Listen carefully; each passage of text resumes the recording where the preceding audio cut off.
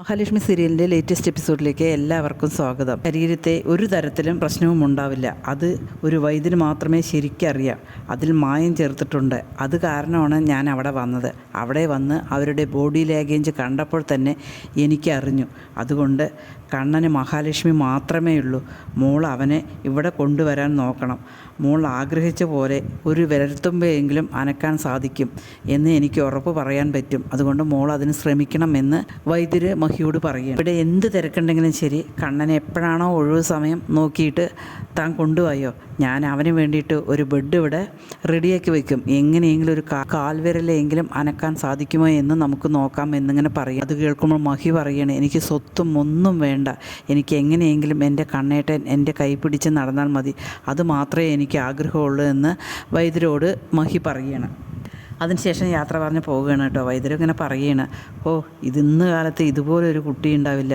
എത്ര കുട്ടികളുണ്ടാവും ഇങ്ങനെ, എല്ലാവരും നല്ലതായാൽ മതിയായിരുന്നു എന്നിങ്ങനെ വൈദ്യർ പറയുകയാണ്. പിന്നീട് മഹി വന്ന് കണ്ണനോട് ഇങ്ങനെ കാര്യങ്ങളെല്ലാം പറയുകയാണ് കേട്ടോ. എന്തായാലും തോമസ് വൈദ്യർ പറഞ്ഞിട്ടുണ്ട് അവിടെ വന്ന് ചികിത്സിക്കണം എന്നിങ്ങനെ പറയണം. അത് കേൾക്കുമ്പോൾ കണ്ണൻ പറയണം, അയ്യോ കമ്പനിയിൽ ഞാനില്ലാതെ എങ്ങനെ ശരിയാവും എന്നിങ്ങനെ പറയണം കേട്ടോ. ഞാൻ വേണമെങ്കിൽ നിൽക്കുക അവിടെ, അല്ലെങ്കിൽ കമ്പനിയിലെ ആൾക്കാരുണ്ടല്ലോ, പിന്നെന്താണ് എന്നിങ്ങനെ പറയണം കേട്ടോ. എനിക്കങ്ങനെ പെട്ടെന്നൊന്നും പറയാൻ പറ്റില്ല. ആലോചിക്കണം മഹി, ആലോചിച്ചിട്ട് ഞാൻ പറയാം എന്നിങ്ങനെ പറയണം കേട്ടോ. എനിക്ക് സ്വത്തും മുതലും ഒന്നും വേണ്ട. കണ്ണേട്ടൻ ഈ മരുന്നിനൊന്ന് സഹകരിച്ചാൽ മതി എന്നിങ്ങനെ മഹി പറയണം കേട്ടോ. പറയുന്നു കണ്ണേട്ട അവിടെ കിടത്തി ചികിത്സിച്ച കണ്ണേട്ടൻ ശരിയാവും എന്നിങ്ങനെ പറയണം കേട്ടോ. അത് കേൾക്കുമ്പോൾ കണ്ണൻ പറയുന്നുണ്ട്, ഞാൻ ഒരുപാട് കിടത്തി ചികിത്സിച്ചതാണ്, ശരിയായിരിക്കാം. അവിടെ കൂടെ ആരാ ഉണ്ടായിരുന്നത്? രണ്ടാനമ്മ, അതേപോലെ അമ്മാവൻ എന്താണെന്നുള്ളത് അറിയില്ലേ, മേഘനാഥൻ്റെ സ്വഭാവം എന്താണെന്ന് അറിയില്ലേ, ശരിക്കും ചികിത്സ കിട്ടിയിട്ടില്ല എന്ന് പറയണം കേട്ടോ.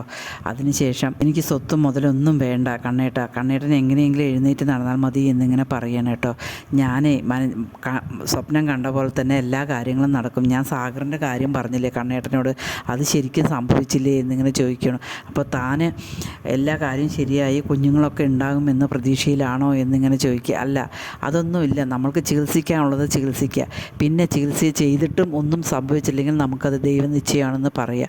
അനന്തുവിനും ലേഖയ്ക്കും കണ്ടില്ല, ഇഷ്ടംപോലെ സ്വത്തും പണവും ഉണ്ട്. അവർക്കൊരു കുഞ്ഞുങ്ങളും ഒന്നും ഇല്ലല്ലോ. അങ്ങനെയൊന്നുമില്ല, പ്ലീസ് കണ്ണേട്ടാ ഒന്ന് സമ്മതിക്കൂ എന്ന് പറഞ്ഞിട്ട് മഹി ഇങ്ങനെ കണ്ണനോട് ചോദിക്കണം കേട്ടോ.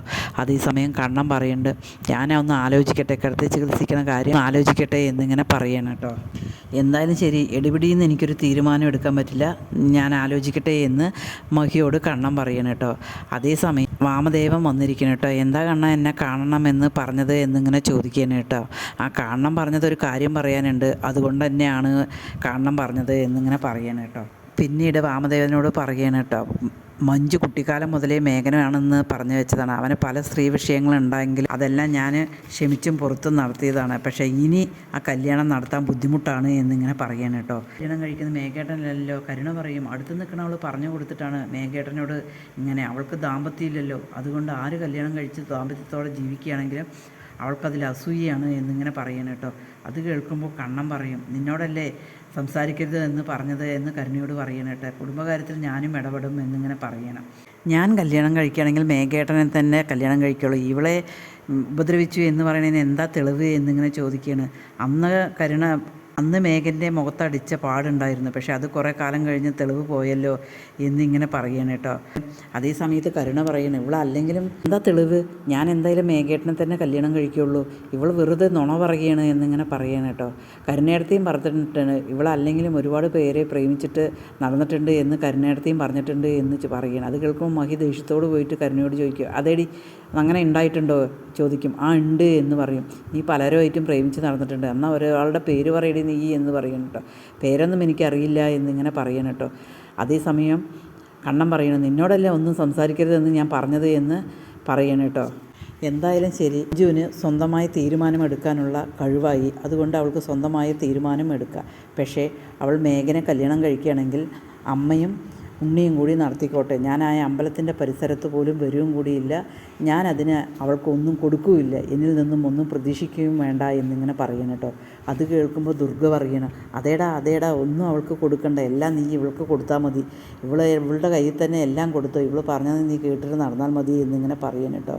അതേസമയം കണ്ണൻ പറയുന്നുണ്ട്, ഞാൻ എൻ്റെ ഭാര്യയ്ക്ക് അതിനെന്താ, ചിലപ്പോൾ ഞാൻ എല്ലാം കൊടുക്കും. സ്വത്തിന് ആഗ്രഹമില്ലാത്തവരുടെ കയ്യിൽ കൊടുത്തിട്ടുണ്ട് എങ്കിൽ അവരത് വേണ്ടവരുടെ കയ്യിലേ എത്തിക്കുകയുള്ളൂ എന്നിങ്ങനെ പറയണം കേട്ടോ. ഇവൾക്ക് ഇഷ്ടമല്ല, അതുകൊണ്ട് എനിക്കും ഇഷ്ടമല്ല. ഇവൾക്കാണ് ഒന്നാം സ്ഥാനം. ഇവൾ എൻ്റെ കമ്പനിയും എല്ലാ കാര്യങ്ങളും ഇനി മഹിയാണ് നടത്തുക. തീരുമാനം എന്താണോ അത് തന്നെയാണ് എൻ്റെ തീരുമാനം. ഇനി എനിക്കിതിൽ കൂടുതലൊന്നും സംസാരിക്കാനില്ല എന്ന് പറയണം കേട്ടോ. അതേസമയം വാമദേവൻ പറയണേ, എന്തായാലും ശരി, ഈ കല്യാണം ഞാൻ നടത്തും, അത് ഉറപ്പായ കാര്യമാണ്. ശരി, പൊടിയുടെ അളവ് കൂട്ടണം, അവൻ മരിക്കണം, ഇഞ്ചിഞ്ചായി മരിക്കണം, ഇനി അവൻ ഇരുന്നിട്ട് കാര്യമില്ല എന്നിങ്ങനെ പറയണേട്ടോ.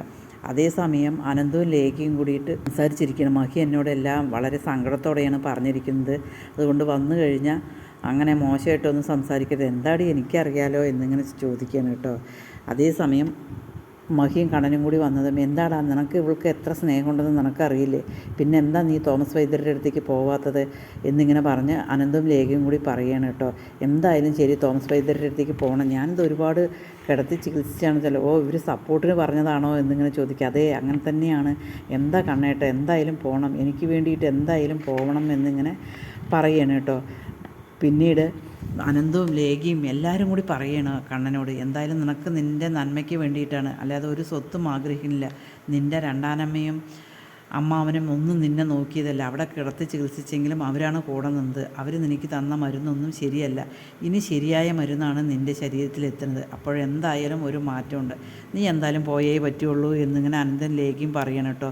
അതേസമയം മഹി ഇങ്ങനെ കൊഞ്ചി പറയുന്നുണ്ട് കേട്ടോ, എന്തായാലും പ്ലീസ് കണ്ണേട്ടോ എന്നിങ്ങനെ പറയുന്നുണ്ട് കേട്ടോ. പിന്നീട് അനന്ത് പറയുന്നുണ്ട്, നീ വന്നില്ല എങ്കിൽ നിന്നെ ഞങ്ങൾ പിടിച്ച് കെട്ടി കൊണ്ടുപോകും എന്നിങ്ങനെ അനന്ത് ദേഷ്യത്തോട്